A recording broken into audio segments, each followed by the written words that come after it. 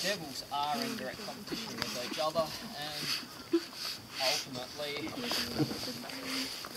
the quickest way for them to avoid it is just eating.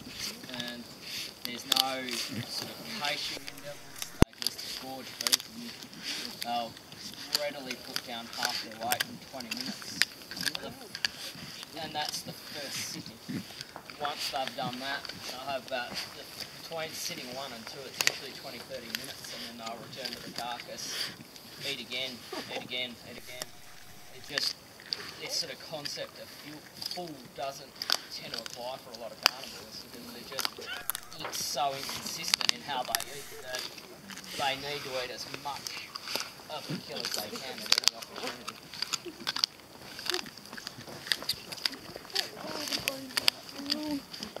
So where devil differ a little bit compared to thylacine and quoll is just the percentage of the carcass that they consume. Thylacines were renowned for ripping the head off their prey, drinking the blood, eating the nasal cavity and moving on. So if you think about that in an evolutionary context, their thylacine was large enough to kill our largest mammals, eating grey kangaroos, 65 kilo, but probably at best eating 10 kilograms of it. That's a 55 kilogram windfall for something like this to move in on and coming up. From there, devils don't eat clean. They drain chunks of meat off the carcass, left, right and centre.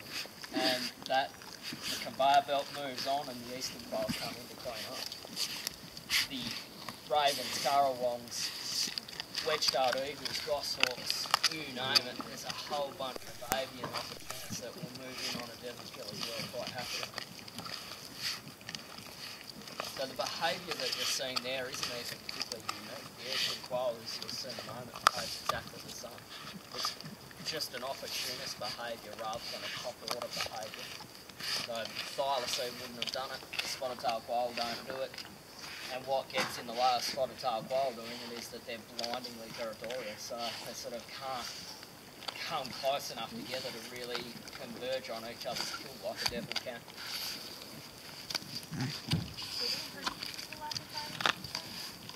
Hurting. No, the numbers went up by 60%, so no, not in the slightest.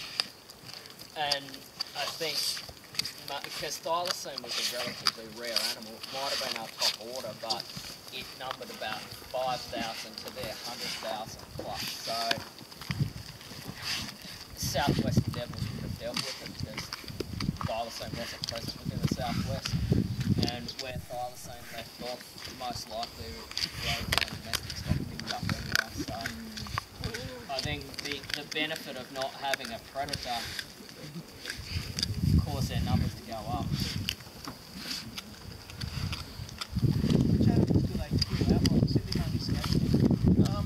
Actually,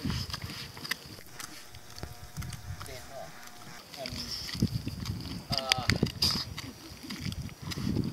It probably wouldn't be my choice of words, but devil is an opportunist, and I'm always very cautious not to say that devils are a scavenger. Devil will hunt just as frequently as it cleans up. I mean, actually in a lot of areas, there just wouldn't have been carrying and getting the red scavenge anyway. You couldn't maintain a mammalian scavenger with that dabblers and impasse. It just wouldn't work. So a lot of it just comes down to the fact that devils will, most of it revolves around their own weight, which is about 12 kilos, so that's sort of very much around the ruthless wallaby size range. And accordingly, and sorry, just before I continue there, ruthless wallaby regularly gets called paddy rolling these days. The ruthless wallaby population now numbers about 13 to 15 million in Tasmania. So they're doing pretty well.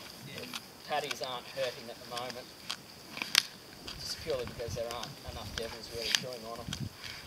So the next thing that will probably happen there is that paddies will eat themselves out of house and home, or without the sort of filter effect of a carnivore on their numbers, they'll become fairly weak. And maybe Bruny Island's a fairly good example because there's no top order predators on Bruny Island.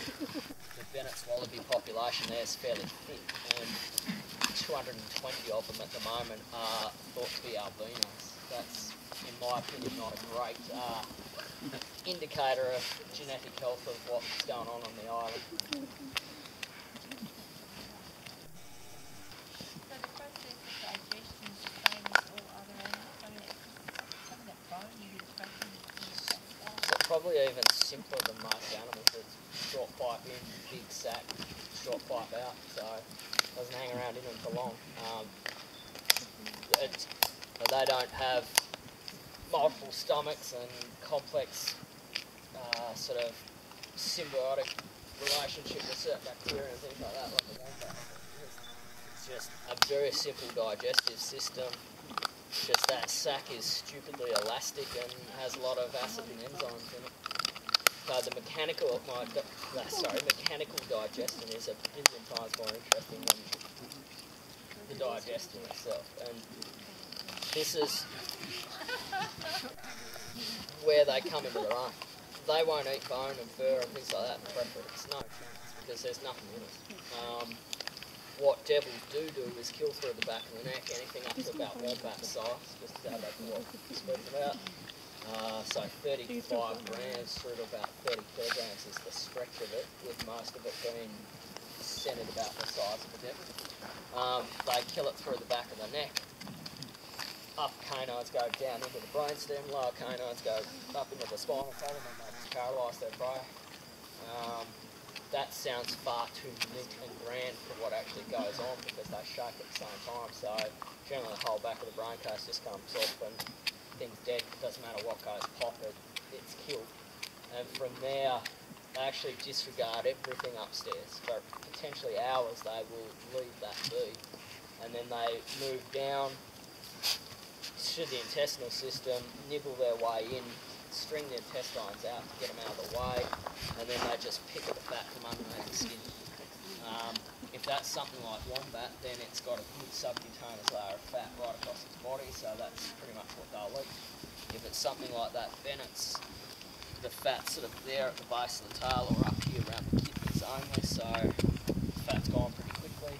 So they then munch their way up into the chest cavity, into their organs, out through the neck, in through the nose, and then they start going up into the eyes and brain, muscle, skin, fur, bone, every time. And even that sort of pre-programming on the hard drive to eat in that order is often enough to get them to stand their ground against each other, because they're all trying to get the same bit at the same time.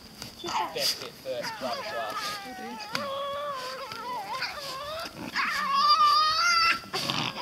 So the evolutionary probe for devil's teeth is that they've got these incredibly long, thin, straight canines that are brilliant for killing, but they suck at ripping. They just have no ability to dismember a carcass through ripping because they don't have ripping teeth. So they either have to nibble it or throw it around and use their weight to dismember it by shaking it. And that's why chunks just rain off it. Whoever said the amount of times you sort of hear a devil crack between time soon because it eats all parts of carcass stuff, whoever said that would never tell devil. It's far